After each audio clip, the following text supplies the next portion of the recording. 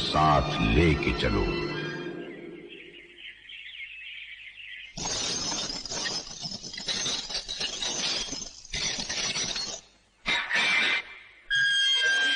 चलो शाह जी, बुलावा आ गया। उठो उठो, टाइम हो गया। उठो उठो, आओ।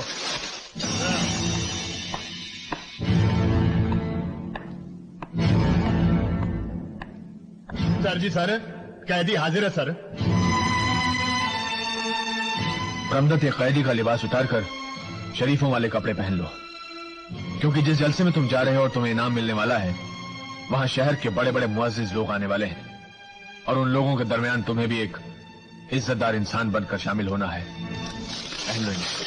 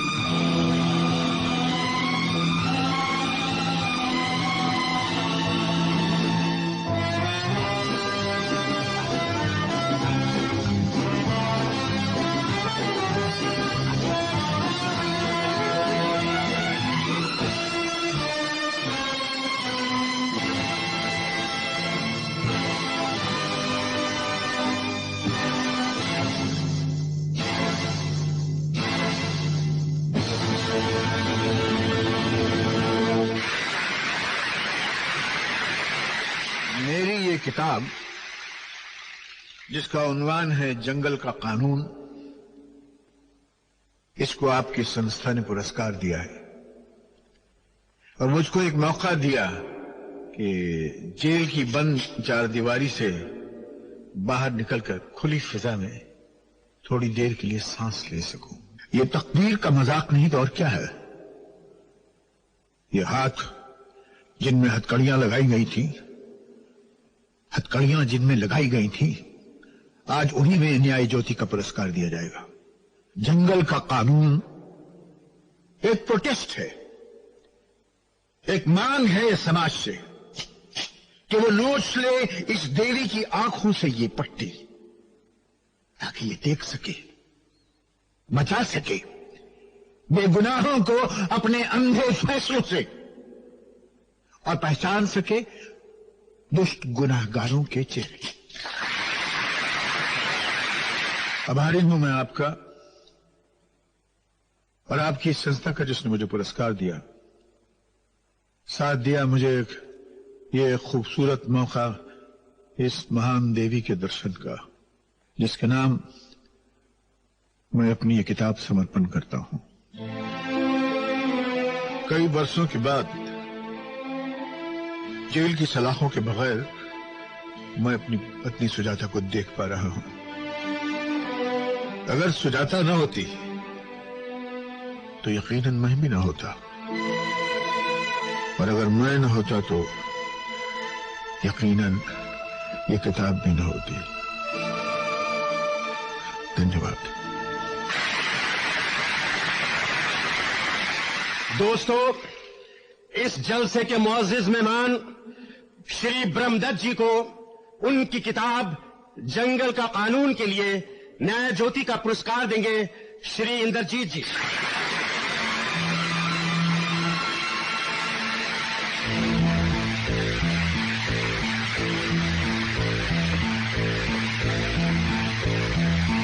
आइए आइए।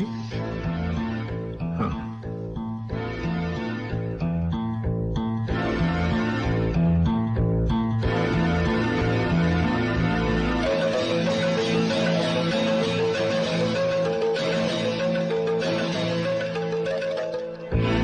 कमीने तू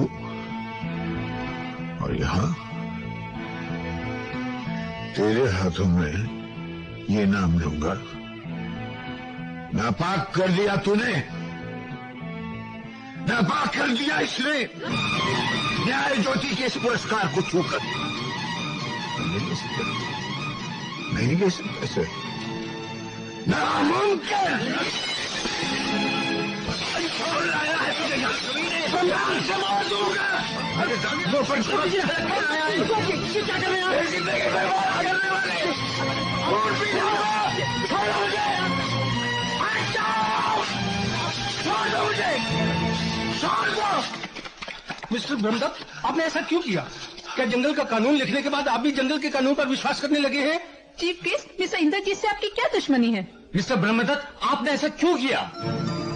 बताइए ऐसा क्यों? आखिर कुछ तो बताइए, ऐसा क्यों? ऐसा क्यों? आखिर क्यों? क्यों बताइए।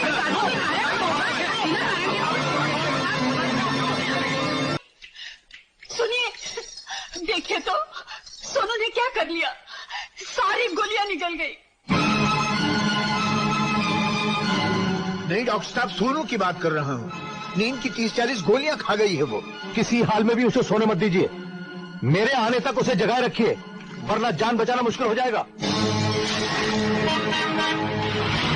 आंखें खोलो सोनू। देखो, मैं तुम्हारा डैडी बोल रहा हूँ बेटी, मैं तुम्हारा डैडी बोल रहा हूँ। मुझसे भूल हो गई बेटी, उससे मैंने तुम्हें थप्पड़ मार दिया।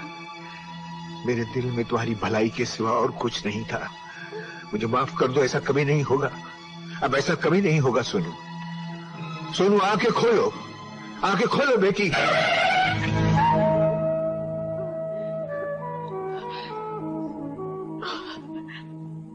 एक ही बेटी है मेरी, इसे कुछ नहीं होना चाहिए। सब ठीक हो जाएगा ब्रह्मदत्त, घबराता क्यों? सब ठीक हो जाएगा। हाँ, अच्छा ही होगा, तू फिक्र मत कर। ठीक ही है। बस थोड़ा सा पल्स रेट और बीपी हाई है। बिटिया को ऑब्जर्वेशन के लिए रात भर नर्सिंग होम में रखना पड़ेगा। ठीक हो जाएगा ना डॉक्टर साहब? अरे पर कह तो रहे हैं सब ठीक हो जाएगा। अरे नर्सिंग होम से वापस आने के बाद बेटी के हाथ पीले करने का इंतजाम करते हैं हम। हाँ,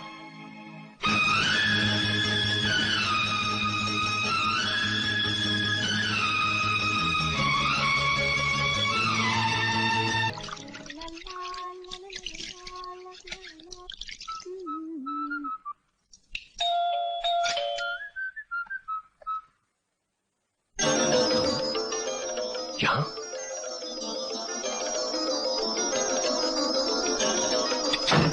आओ मेरे साथ। अरे तुम इतना घबरा क्यों रहे हो? मैं कोई भयानक ख्वाब तो नहीं, तुम्हारी बीवी हूँ। यहाँ क्यों आई हो? जब कोई रास्ता भूल जाए, खो जाए, तो उसकी तलाश करनी ही पड़ती है। न तो मैं रास्ता भूला हुआ हूँ और न खोया हुआ हूँ। तुम झूठ बोलते हो। तुम दौलत और लालच के जंगल में खोए हुए वो जानवर हो जो अपने घर का रास्ता भूल चुका है। क्या बकती हो? मुझे सब मालूम हो चुका है। तुमने मुझे ही नहीं, अपने मासूम बच्चे को भी धोखा दिया है। आज उसका जन्मदिन है, वो तुम्हारा इंतजार कर रहा है। आखिर तुम्हें क्या हक था कि तुम अपनी बीवी और बच्चे को छोड़कर खुद एक अमीर लड़की से शादी करके अय्याशी की जिंदगी हासिल कर लो? हासिल करना तो हर इंसान का हक होता है, और तुम अच्छी तरह से जानती हो कि मेरे जीवन की एक ही आकांक्षा थी, success at any cost. Success at any cost. जब एक इंसान कामयाबी हासिल करने के लिए दूसरे इंसान को सीढ़ी बनाता है, तो वो इंसान इंसान नहीं रहता, जानवर बन जाता है। और तुम वही जानवर हो। अगर मैं चाहूँ तो इसी वक्त सच्चाई बताकर तुम्हारी इस हैवानियत की बहुत बड़ी सजा दिलवा सकती हूँ। तुम मेरी भी सुन ले कि एक गरीब के सच की कीमत जितनी कम है, एक अमीर के झूठ की कीमत उतनी ही ज्यादा है। और आज मैं कामयाब इंसान हूं। और हां, मैं तुम्हारे जज्बात की कीमत जरूर अदा कर सकता हूं, अभी इसी वक्त। मैं कोई पेशावर औरत नहीं हूँ, मुझे कीमत नहीं, हक चाहिए, अपना हक, अपने बच्चे का हक। मुझे वो हक भी मंजूर है, अगर तुम्हें अपने सुहाग और सिंदूर का बंटवारा मंजूर। हरगिज़ नहीं, तुम्हारी ये सौदेबाजी मुझे बिल्कुल मंजूर नहीं। चलो, तुम्हें सौदेबाजी मंजूर नहीं, न सही, लेकिन मेरी कामयाबी में हिस्सेदार तो तुम बनी सकती हो। वो कैसे? बताता हूं।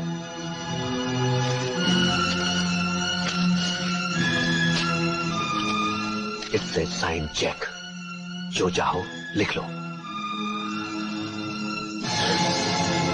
लिखूंगी तुम्हारी मौत।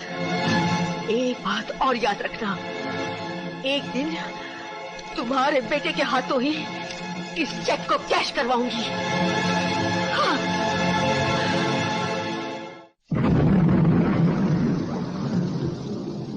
आ गई माँ। माँ, पापा कहाँ है? तुम तो कहती थी कि मेरे जन्मदिन के तोहफे में पापा को ले आओगी, कहाँ है वो? माँ, तुम तो कहती थी कि पापा साथ आएंगे, फिर तुम अकेले क्यों आई? तुम्हारा पापा नहीं आएगा, वो कभी नहीं आएगा। क्यों नहीं आएंगे? तुम चुप क्यों, बोलती क्यों नहीं? मैंने कहा ना नहीं आएगा, वो नहीं आएगा। तुम झूठ बोल रही हो। क्या क्या कहा? मैं झूठ बोल रही हूँ? हाँ, तुम झूठी हो, तुम हमेशा झूठ बोलती रहती हो। मुझे नहीं माननी अपनी सालगिरह, मुझे कुछ नहीं चाहिए, मुझे मेरा पापा चाहिए, मेरा पापा चाहिए, मुझे मेरा पापा चाहिए, मैं सब कुछ मार दूंगा, मुझे मेरा पापा चाहिए। सुना तूने? और तू भी उसी कमीने की औलाद है, तेरी रगों में भी उसी का गंदा खून बह रहा है। जा, जाकर मर जा, चला जा यहाँ से, चला जा। हाँ, मैं भी तुम्हारे साथ नहीं रहूंगा, जाता हूँ मैं, वापस कभी नहीं आऊंगा, कभी नहीं आऊंगा, कभी नहीं आऊंगा, कभी नहीं आऊंगा। मेरा बच्चा, विजय रुक जा, विजय।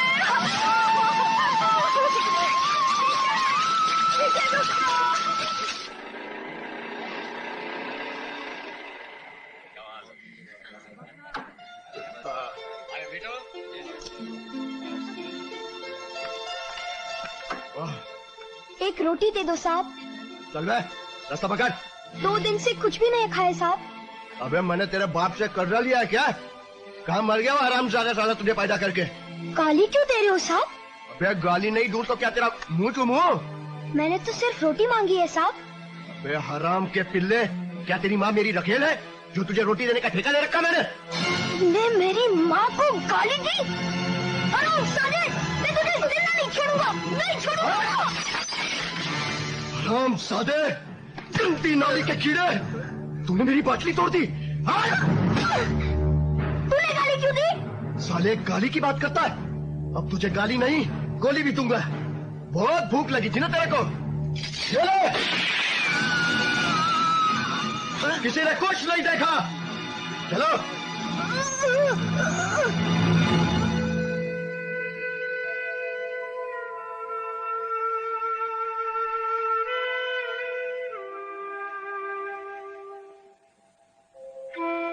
शुक्र है तुम्हारी जान बच गई। ये गोली तुम्हारे पेट में थी। किसने मारी थी ये गोली तुम्हें? किसी ने नहीं डॉक्टर। मैं पूछता हूँ क्यों मारी मुझे ये गोली? मैंने तो सिर्फ रोटी मांगी थी, उसने मुझे गोली क्यों मारी? सिस्टर, तुम बताओ, मैंने जब रोटी मांगी तो उसने गोली क्यों मारी?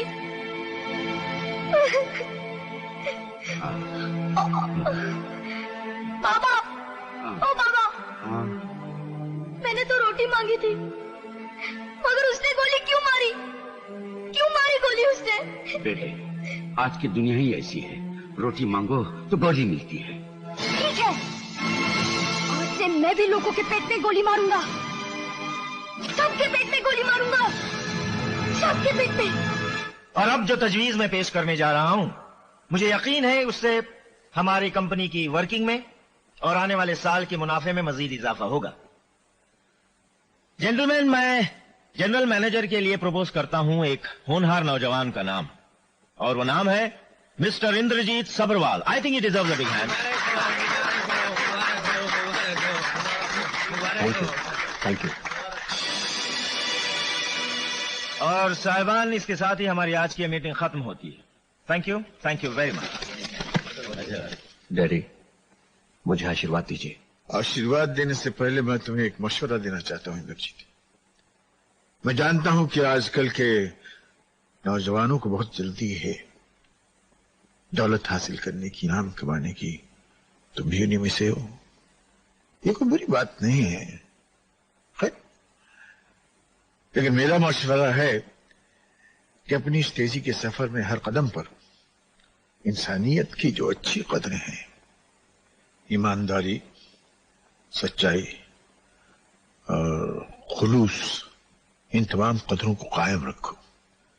क्योंकि इनका खून करके अगर इंसान कोई दौलत या नाम कमाता है तो वो नेकरामी नहीं है, वो उसके माथे पर पाप का कलंक बनकर रह जाता।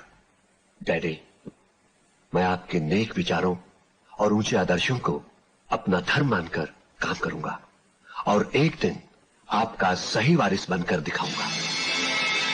भाई ब्रह्मदत्त, मैं तो भूल ही गया था। क्या? ये रहे तुम्हारे हवाई जहाज के 2 टिकट, तुम्हारा और भाभी का। कहाँ के हैं? कश्मीर की हैं। अब हम कुछ दिनों के लिए छुट्टियां मना सकते हैं। भाभी की भी ख्वाहिश है कि कश्मीर की सैर की जाए, तो आपके लिए होटल का कमरा बुक कराया है और ये 2 टिकट। और वो मोहिनी के इम्तिहान? मोहिनी के इम्तिहान 2 दिन के बाद खत्म हो जाएंगे, हम लोग भी आपको ज्वाइन कर लेंगे बस।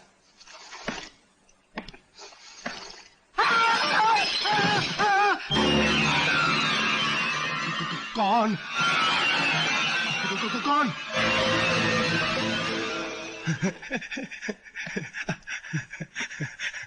आप? शायद इंसानों से ज्यादा आप परछाइयों से डरते हैं। दूसरों की परछाइयां छोड़िए, बड़ा मुंह छोटी बात। मैं तो खुद की परछाई से भी डरता हूँ सरकार। आपके दिल में कोई चोर है। चोर? जी हाँ, मेरे जीएम बनने पर सबने तालियां बजाई, मगर आपने नहीं। वो क्या है कि मेरा... इसीलिए तो कहता हूं कि आपके दिल में जरूर कोई चोर है। और मैंने ये भी सुना है कि बेईमानी, हेरा फेरी अगर इस फैक्ट्री में कोई कर सकता है तो वो सिर्फ आप कर नहीं। ये आप क्या कह रहे हैं सरकार? घबराइए नहीं, मुझे ऐसे ही लोग पसंद हैं। ओ, लेकिन सरकार, आप तो मालिक के दामाद हैं। मैं किसी का दामाद नहीं, किसी का पति नहीं, किसी का बेटा नहीं, किसी का बाप नहीं। मेरा इस दुनिया से सिर्फ एक ही रिश्ता है और वो है कामयाबी का रिश्ता। Success at any cost. फिर तो आपके साथ नाइंसाफी हुई है सरकार। वो कैसे? सारे अधिकार तो ब्रह्मदत्त साहब और प्रेमचंद साहब के हाथ में रहेंगे। आपको तो सिर्फ एक रबर स्टैंप के तौर पर इस्तेमाल किया जाएगा। क्या कह रहे हैं आप? सरकार, बात कड़वी सही, लेकिन शोले आने सच है। जीएम अगर रबर स्टैंप बन सकता है तो रबर स्टैंप जीएम कैसे बन सकता है? Divide and rule policy. I can see your point. सरकार, आप मेरी पॉकेट गरम करते रहिए, मेरे दिमाग की मशीन तेज चलती रहेगी। तो इसका मतलब है आपको शतरंज खेलनी बहुत अच्छी तरह सरकार। तो आप मोहरे चलना कब से शुरू करेंगे? जब आप कहेंगे सरकार। Why not right now? अगर आपका यही हुक्म है तो फिर देखिए मेरी पहली चाल। मेरी गिरफ्तारी का वारंट फॉर व्हाट?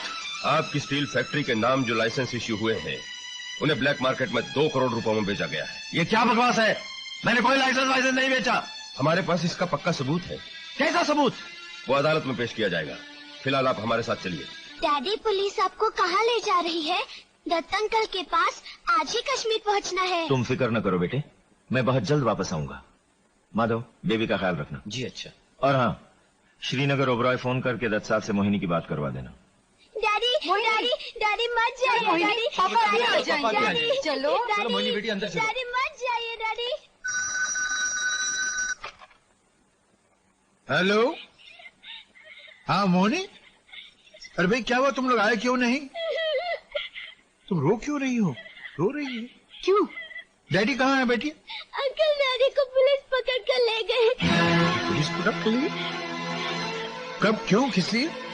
2 घंटे पहले पुलिस आई थी। सोनू दीदी और जीजाजी भी घर पर नहीं थे। फिर मैंने आपको फोन किया मगर आप ही नहीं मिले।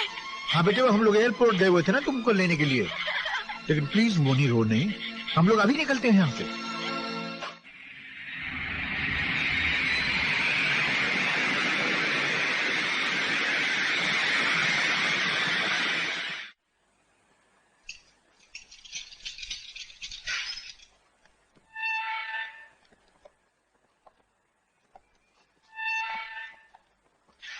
ये लीजिए। It's all right sir. Thank you. भाई माफी चाहता हूं प्रेमचंद, जमानत की रकम बहुत बड़ी थी, वरना कसम परवरदिगार की एक दिन भी हवालात में बंद न रहने देता। दरअसल मकान गिरवी रखने के कागजात बनाने में वक्त लग गया। भाई मुश्ताक, जो एहसान तुमने मुझ पर किया है मैं जिंदगी भर नहीं भूलूंगा। हम मारो गोली एहसान को, मगर एक कमबख्त ब्रह्मदत्त को जमानत के वक्त ही गायब होना था। मुझे क्या मालूम था कि मेरे जाते ही यहाँ कयामत टूट पड़ेगी। खबर मिलते ही मैं लौट आया यहाँ पर। तो कहाँ है वो? हाँ ये देखो, हाई कोर्ट के जज के चेंबर से जमानत के कागजात लेकर आया। जिसका जमीर जिंदा है उसने जमानत दे दी है, जिसका जमीर मर चुका है उसकी जमानत से फायदा? ये मुझसे कह रहे हो तुम? हाँ तुमसे कह रहा हूं। 3 दिन लगे तुम्हें श्रीनगर से यहां पहुंचने तक, फासला तो सिर्फ 1 दिन का था। हवाई जहाज और ट्रेनें कोई मेरी मर्जी से तो चलती नहीं है भले आदमी। जब मैं एयरपोर्ट पहुंचा तो जहाज जा चुका था। उसी रात मैंने टैक्सी ली, टैक्सी लेके जम्मू गया, जम्मू से दिल्ली आया, दिल्ली से बंबई पहुंचा हूं। इतनी छोटी सी बात के लिए क्या तुम्हारा विश्वास मुझ पर से बिल्कुल उठ जाएगा? विश्वास? कैसा विश्वास? मुझसे छुपाकर लाइसेंस कोटे का माल तुमने ब्लैक मार्केट में बिकवा दिया और हथकड़ियां मुझको लगवा दी। अगर मैं तुम्हारे रास्ते का कांटा था और मुझसे कह देते, मैं तुम्हारे रास्ते से खुद ही हट जाता। तुम दोस्ती के नाम पर कलंक हो ब्रह्मदत्त। जो खोट तुम मुझ में निकाल रहे हो ना प्रेमचंद, वो खोट तुम्हारे दिमाग में है। मैं जितना समझता था उससे कहीं ज्यादा बेवकूफ निकले तुम। 3 रातें पुलिस लॉकअप में मैंने काटी हैं ब्रह्मदत्त, और ये तोहफा तुमने मुझे दिया है, मैं इसे जिंदगी भर नहीं भूलूंगा ब्रह्मदत्त। प्रेमचंद, तेरी हिम्मत! हराम खोर कमीने, तूने फैक्ट्री का नमक खाकर फैक्ट्री के साथ नमक हरामी की है। मैं तुझे जिंदा नहीं छोड़ूंगा। मारे से मारो, मारो, साले के मुंह से निकले। साले मारे से गिर गया। उठा, साले उठा, मारो, उठा, साले को मारे से मार। ये सब हो क्या रहा है? क्या हो रहा है ये सब? सर यही है वो अपराधी जिसने गद्दारी की है। इसी ने गोडाउन की चाबियां चुराई और फैक्ट्री का माल ब्लैक मार्केट में बेच दिया। मैं इसे जिंदा नहीं छोड़ूंगा। मैं भी मुझे बचा लीजिए साहब, मुझे बचा लीजिए साहब, मेरे से गलती हो गई। आंखों से ही मक्कारी झलक रही है। साहब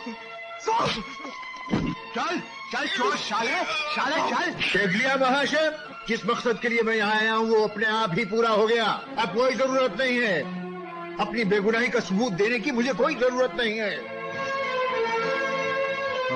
चलो मेरे से। अब मेरी एक बात ध्यान से सुन। अब मुझे हल्के से एक घुसा मार दे।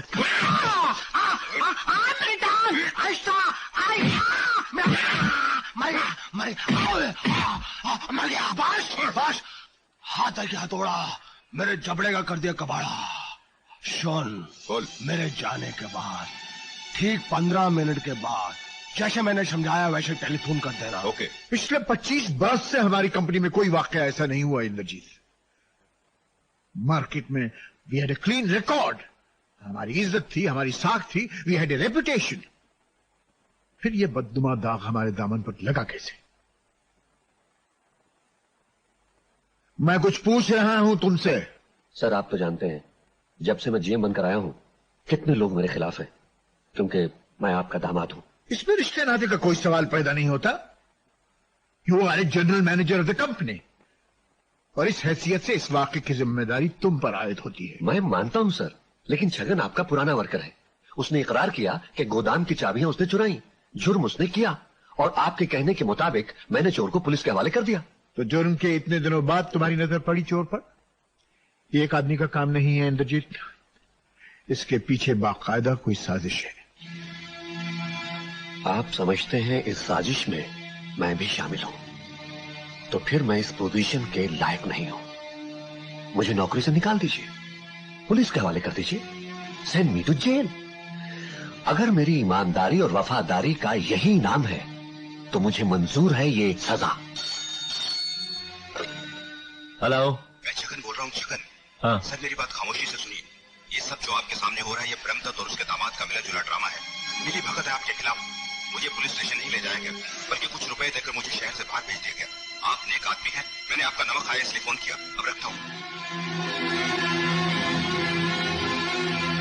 गजब हो गया सरकार, गजब हो गया। छगन के पास तो पिस्तौल निकली। बड़ा मुंह छोटी बात सरकार। उसने अपनी लंबी सी नली मेरी छोटी सी कानपट्टी पे रख दी, और जब मैंने हैंड जब किया तो उसे डबक डबक 8-10 पेट में और 2-4 मुंह पे रख दिए, और वो भाग गया सरकार। सर, आप पुलिस को टेलीफोन करो जल्दी। क्या बकते हो? क्या तुम गाड़ी में अकेले थे? बंद करो ये नाटक ब्रह्मदत्त, बहुत हो गया। हाँ, नाटक। टेलीफोन पर छगन ने तुम दोनों की मिली भगत का कच्चा चिट्ठा खोल कर रख दिया है। ये क्या छगन का टेलीफोन ये था? छगन का टेलीफोन था, उसने मुझे सब कुछ बता दिया है। छगन को अभी तुम्हारी आंखों के सामने मैंने पुलिस स्टेशन भेजा है। छगन तो पुलिस स्टेशन गया ही नहीं था, वो तो बीच रास्ते में फरार हो गया था, क्योंकि उसे फरार होने की कीमत दी गई थी। उसे फरार होने का मौका दिया गया था। है। अच्छा, बकवास है, बता है सर। इंद्रजीत, तुम चुप क्यों खड़े हो? बोलते क्यों नहीं? क्या तुम्हारी और मेरी साजिश है इस शख्स के खिलाफ? उससे क्या पूछते हो ब्रह्मदत्त? मुझसे पूछो। दौलत की हवस के लिए तुम दोनों के नाटक का आखिरी सीन है ये। तुम्हें तो बहुत खुश होना चाहिए ब्रह्मदत्त कि तुम अपनी चाल में कामयाब हो गए। अगर एक और लफ्ज भी मैंने तुम्हारे मुंह से सुना तो भगवान की कसम मैं तुम्हारा गला दबा दूंगा। गला तो तुम कब का दबा चुके हो ब्रह्मदत्त। दोस्ती का गला, और उसी दोस्ती के साथ आज से तुम्हारी और मेरी पार्टनरशिप भी खत्म। आज के बाद मैं तुम्हारी शक्ल भी देखना नहीं चाहता हूँ ब्रह्मदत्त। प्रेमचंद, प्लीज गुस्सा थूक दे यार, गुस्सा थूक दे। भूल गए हम दोनों बचपन के दोस्त हैं। मुझे अपनी सुजाता की कसम है, मैं उसकी कसम खा के कहता हूं मैं निर्दोष हूं। ये किसी कमीने की गहरी साजिश है जो एक दिन खुल के रहेगी। लेकिन इतनी सी बात के लिए यार जिंदगी भर की दोस्ती का बंधन मत तोड़। प्लीज प्रेम, प्लीज प्रेम। वो बंधन टूट गया ब्रह्मदत्त। अंकल, तीनों दोस्तों का परिवार इस तरह टूटकर क्यों बिखर गया? किसका कसूर है ये? कसूर? कसूर किस्मत का है बेटी। नजर लग गई जमाने की। जिंदगी कितनी कम है मोहब्बत के लिए, फिर नफरत के लिए वक्त कहां से मिल जाता है, ये बात लोगों की समझ में क्यों नहीं आती? मगर मैं तो अंकल आपसे भीख मांगने आई थी। भीख? तू मेरी बेटी की तरह है। सलीमा से शादी हो गई होती तो तुम्हारे बराबर की बेटी होती मेरी। और सुन, बाप बेटी को भीख नहीं देते, तोहफे में अपनी जान देते हैं। बता क्या चाहिए तुझे? आप तीनों की मुस्कुराहटें, आप तीनों की खुशियां और आप तीनों की दोस्ती, बस यही भीख मांगने आई हूं आपसे। बेकार। कितनी कोशिशें की मगर दोनों बज़िद। कमबख्तों को एक जगह इकट्ठा करना भी नामुमकिन है। नहीं अंकल, मुमकिन है। वो कैसे? कभी कभी झूठ की धार सच की तलवार से भी ज्यादा तेज हो सकती है। झूठ? कौन सा झूठ? बुरा न मानिएगा अंकल, भगवान न करे अगर आपको कुछ हो जाए तो क्या फिर भी वो दोनों दोस्त अपने तीसरे दोस्त के लिए इकट्ठा नहीं होंगे? शायद होंगे, मगर उससे क्या होगा? अंकल, कहते हैं अगर दुश्मनों को भी गुफा में बंद कर दिया जाए तो दोनों दोस्त बनकर निकलते हैं। फिर वो दोनों तो दोस्त हैं। अगर दोनों को एक कमरे में बंद कर दिया जाए तो कब तक दुश्मनी निभाएंगे? सारे गिले शिकवे दूर हो जाएंगे और दोनों दोस्त फिर गले लग जाएंगे। शाबाश, तुमने तो अंधेरे में रोशनी दिखा दी। या खुदा, मेरे साथ कोई ऐसा हादसा पेश आ जाए कि मेरे दोनों दोस्त एक साथ मेरे सामने मौजूद हों, चाहे वो मेरी लाश पर ही क्यों ना हो।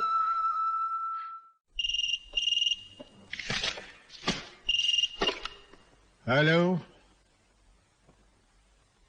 क्या बक रहे हो तुम? मुश्ताक अली को गोली लग गई? जी हाँ, एक कैदी फरार हो रहा था, जेलर साहब ने उसका पीछा किया, उसमें फायरिंग हुई। कैदी तो खैर पकड़ा गया, जेलर साहब भाग गए। क्या मतलब? मेरा मतलब जेलर साहब घायल हो गए, उनकी जान खतरे में। अबे गधे, क्या कि मेरी चंद सांसें बाकी हैं। जी हाँ, मेरी चंद सांसें बाकी हैं। मेरा मतलब जेलर साहब की चंद सांसें बाकी हैं। मगर यह हादसा हुआ कहाँ और मुश्ताक अली कहाँ है? सर, ये हादसा हुआ कहाँ है? आपका मरने वाला बॉडी किधर है? अरे बोल, स्टील फैक्ट्री के पास मेरी बॉडी रखी हुई है, बोल। जी हाँ सर, ये हादसा स्टील फैक्ट्री के पास हुआ है। जेलर साहब के जख्मी शरीर को उठाकर फैक्ट्री के ऑफिस में रखा गया है। मैं अभी आता हूँ। प्लीज। मुश्ताक खान सर, अंदर हॉल में। अंदर? जी।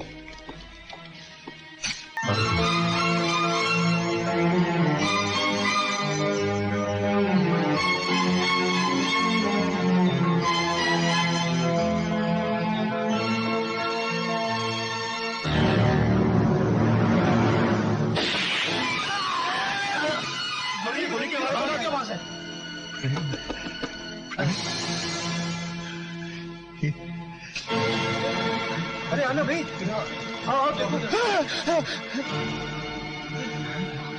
ये गोली किसने चलाई है? प्रेमचंद, ये तूने क्या किया? गोली का निशान। गोली की तरफ हाथ क्या दिखाता है? मैंने तुमसे दोस्त की दोस्ती मांगी थी, उसकी मौत नहीं मांगी थी तुमसे ब्रह्मदत्त। ये तूने क्या किया ब्रह्मदत्त, ये तूने क्या किया? ये रिवॉल्वर किसका? ये पिस्तौल। ये रिवॉल्वर तो मेरा है, लेकिन यहाँ कैसे आया ये? मैं बताता हूँ ब्रह्मदत्त, तुम लाए हो इसे अपने दोस्त के खून का इरादा लेकर, ताकि अपने दोस्त की दौलत हासिल कर सको। तुमने अपने दोस्त पर गोली चलाई है